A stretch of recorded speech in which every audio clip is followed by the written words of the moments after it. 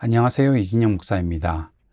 오늘 라이드 앤 딜라이트에서는 에스더서를 한번 살펴보는 시간을 갖고자 합니다. 이제 앞으로 묵상하게 될 에스더서가 어떻게 기록되어 있는지, 에스더서의 내용, 그리고 그 주제, 그 흐름은 어떤 것인지 우리가 잠시 살펴보는 시간을 갖고자 합니다. 에스더서의 큰 주제를 뭘로 정하면 좋을까? 저는 에스더서에서 하나님의 보이지 않는 섭리를 우리가 찾을 수 있지 않나 생각합니다. 왜 이렇게 주제를 정할 수 있을까? 에스더서는 한 번도 하나님의 이름이 등장하지 않습니다. 1절부터 시작해서 마지막 장까지 보면 어, 하나님과 전혀 상관없는 이야기 아닌가 하는 생각이 들 정도로 하나님의 이름이 기록되어 있지 않습니다.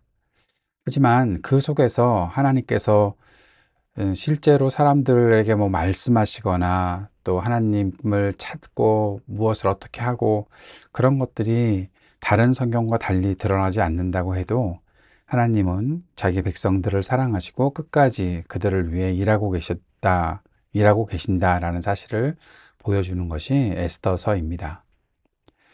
에스더서는 시대적으로 페르시아 제국 시대에 유대인들이 어떻게 생존했는가를 보여주는 이야기입니다. 하나님의 이름은 등장하지 않지만 그분의 섭리가 강하게 드러나는 것이 바로 에스더서의 내용이라고 볼 수 있습니다. 에스더서의 역사적 배경은 페르시아 제국 아하수에로 왕, 그리스 말로 크세르크세스 1세, 그가 BC 486년부터 465년까지 있었는데 그 시대에 기록된 이야기입니다. 우리는 성경에서 아하수에로라고 그동안에 많이 읽어왔는데 아마 세번역 성경 그리고 새한글 성경에서는 크세르크세스라고 이야기하고 있고 앞으로 저는 여러분과 함께 새한글 성경으로 이 에스더서를 읽을 것이기 때문에 크세르크세스라는 이름을 잘 생각하고 계시는 것이 좋을 것 같습니다. 에스더서는 그 속에서 어, 수산궁이라는 페르시아 제국의 주요 수도 중에 하나였는데 왕의 겨울 궁전에 있었던 곳에서 일어났던 이야기입니다. 그 상황은 어떤 상황인가 하면 바벨론 포로기 이후에 많은 유대인들이 디아스포라로 제국 곳곳에 흩어져 살았을 때에 있었던 이야기입니다.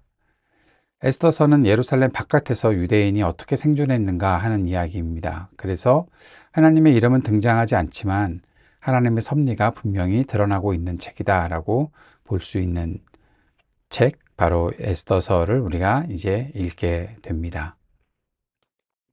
주요 등장인물이 있습니다. 먼저는 아까 말씀드렸던 아하수에로 크세르크세스이죠. 그는 페르시아 제국의 황제로 굉장히 충동적인 권력을 가진 사람이었습니다.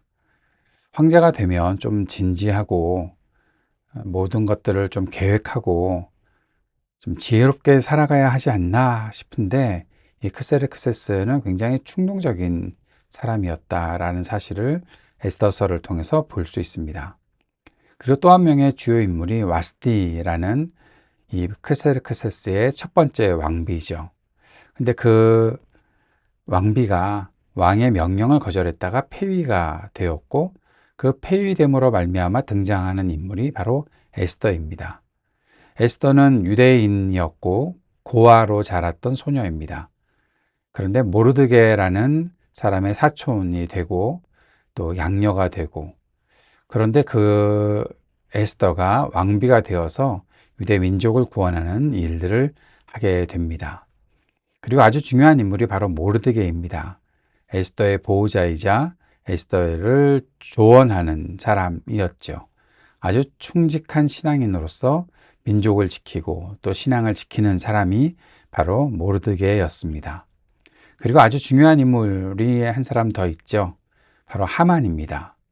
하만은 아말렉의 후손이고 왕의 아주 충신, 왕이 총애하는 신하로 살고 있습니다. 그렇게 그가 권력을 획득한 것이죠. 그런데 그 사람은 모르드게에 대해서 분노를 하고 있었습니다. 왜인가 하면 자신에게 절하지 않았다라는 이유 때문에 그렇습니다.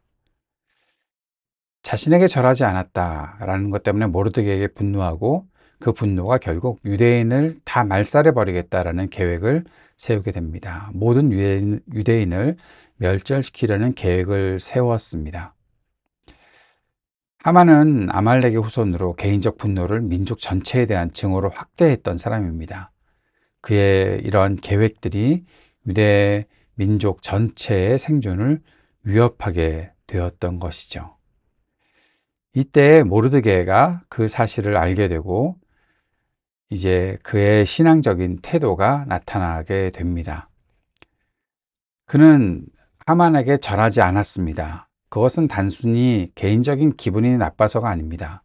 왜냐하면 하나님의 백성으로서의 정체성을 그가 갖고 있었기 때문에 절하지 않았던 것입니다.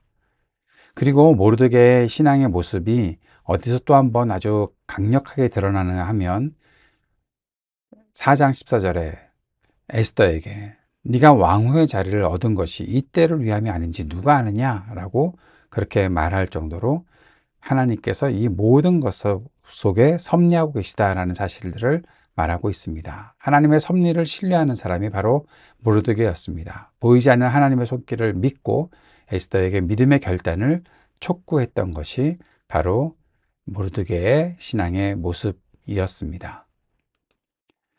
여기에 에스더가 결단하고 용기를 내게 되지요. 에스더는 왕비가 되었습니다. 하나님의 섭리가 그 에스더가 바로 페르시아의 왕비 자리에 오르게 했다라는 사실을 보게 됩니다.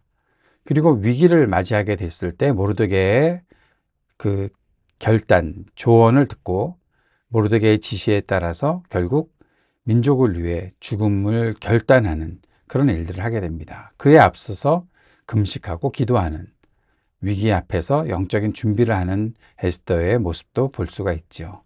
그리고 에스더서에서 또 하나 유명한 말씀, 죽으면 죽으리이다. 4장 16절에 이 말씀이 바로 에스더가 하는 이야기죠. 민족을 위해 죽음을 각오하고 있는 것입니다. 에스더는 민족을 구원하기 위해 용기 있는 행동으로 유대 민족을 구원합니다. 그 장면들을 이제 우리가 성경을 읽어가면서 보게 될 것입니다. 에스더서의 신앙적 교훈을 네 가지 정도로 찾아볼 수 있다 생각합니다. 첫 번째는 행동하는 믿음입니다. 믿음은 위기의 순간에 결단과 행동으로 나타난다는 것이죠. 그리고 신뢰와 순종이 있어야 합니다. 하나님의 계획을 신뢰하고 순종할 때 구원이 임하는 것을 볼 수 있다는 것입니다. 에스더서는 계속 말씀드리지만 보이지 않는 하나님을 말하고 있습니다. 하나님은 나타나시지 않아도 일하고 계십니다. 지금도 우리 안에서 일하고 계십니다. 이 역사 속에 섭리하고 계십니다. 우리나라가 굉장히 위기에 빠져 있고 어려움에 있지만 그러나 하나님은 분명히 일하십니다. 하나님이 보호하셨기 때문에 지금까지도 지낼 수 있는 것. 지난 겨울부터 지금까지의 모든 일들을 통해 우리는 하나님의 섭리를 볼 수 있는 거죠. 보이지 않는 하나님, 그러나 드러나지 않아도 일하고 계시는 우리 하나님, 그 하나님을 보게 된다는 것입니다. 그리고 마지막으로 이 때를 위한 부르심. 하나님이 우리를 부르셨다. 하나님의 섭리 안에서 부르셨다. 그런데 왜 부르셨나? 뭐 나를 구원하시기 위해서 정도가 아니라 이 때를 위해서 나를 부르시고 이 때를 위해서 지금까지 나를 인도해 주셨고 이 때를 위해서 나를 지금까지도 사용하고 계시다. 그 부르심을 받은 사람들이라는 것을 우리가 꼭 기억해야 할 것입니다. 오늘 우리가 에스더서를 어떻게 적용할 수 있을까요? 첫 번째는 정체성을 지키는 것입니다. 세속적인 사회 속에서도 신앙인의 정체성과 용기가 중요하다는 사실을 우리가 꼭 배울 수 있기를 바랍니다. 두 번째는 하나님의 손길을 신뢰하는 겁니다. 하나님의 이름이 드러나지 않아도, 지금 하나님이 우리 눈에 보이지 않아도 하나님은 분명히 우리 안에서 일하고 계시다는 사실을 기억하고 우리가 그분의 손길을 신뢰하며 살아가야 한다는 것입니다. 세 번째는 이 때를 위한 준비. 지금 우리가 처한 자리, 이 자리는 하나님의 역사에 쓰임받기 위한 자리일 수 있다는 사실을 꼭 기억할 수 있기를 바랍니다. 그리고 마지막은 기도와 순종입니다. 에스더와 모르드게처럼 우리도 기도와 순종으로 이 때를 살아가야 할 것입니다. 하나님께서 우리 안에서 일하시면서 우리를 지금까지 인도해 주셨는데, 우리가 어떤 상황을 맞든지 그 안에서 내가 믿음을 가지고 살아가는 사람이다라는 정체성을 분명히 확립하고, 그리고 결단할 수 있는 우리가 될 수 있기를 바랍니다. 에스더서가 바로 그러한 교훈을 우리들에게 주는 귀한 하나님의 말씀으로 작동할 수 있기를 바랍니다.